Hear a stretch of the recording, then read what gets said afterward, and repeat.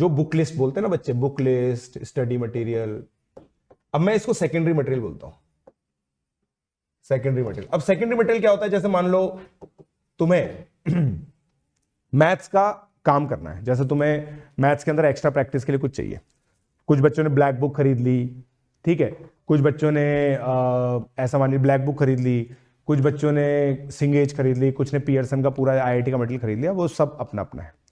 सबसे पहले secondary material teacher द्वारा बताया जाता है।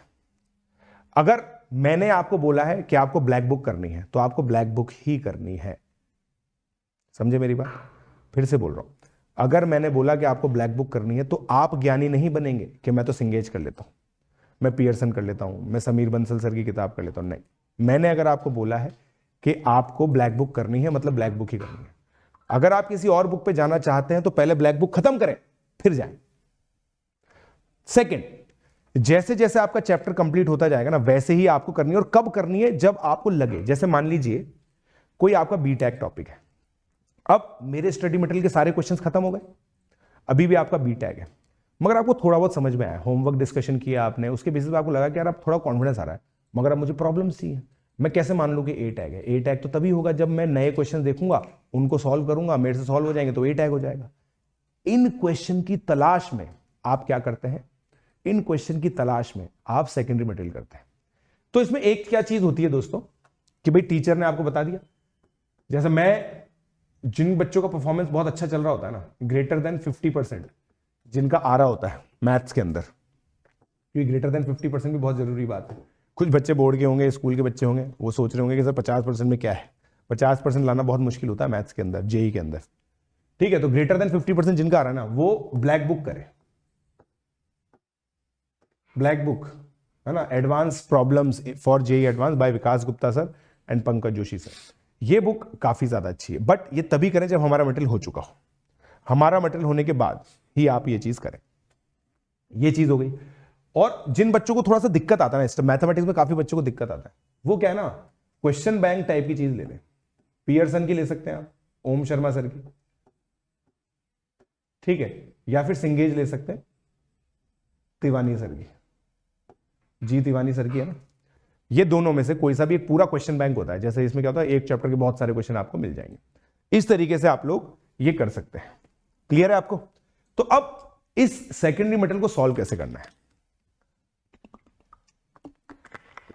जैसे ही आप लोग इस मटेरियल को खरीदते हैं ना, आप साइकोलॉजिकली बाउंड हो जाएंगे इस पूरे मटेरियल को सॉल्व करने के लिए।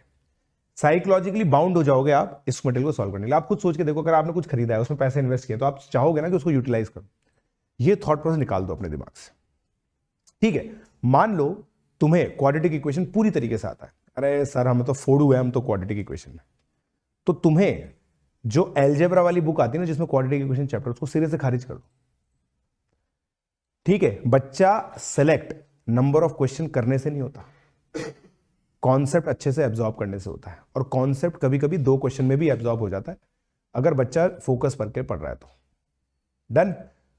तो बेसिकली ये गोल्डन रूल होता है सेकेंडरी के लिए।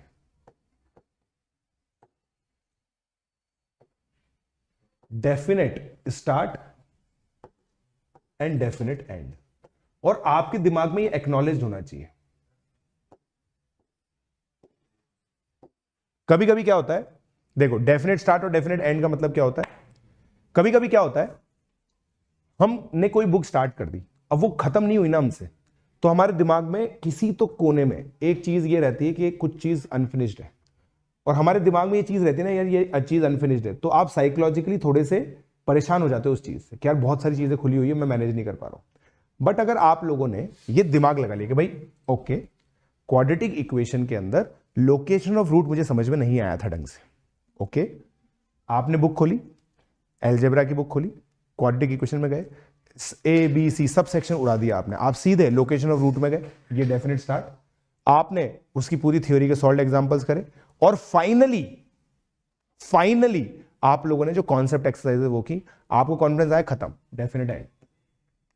इस तरीके से सेकेंडरी मटेरियल होता है, इस तरीके से सेकेंडरी मटेरियल होता है, ठीक है।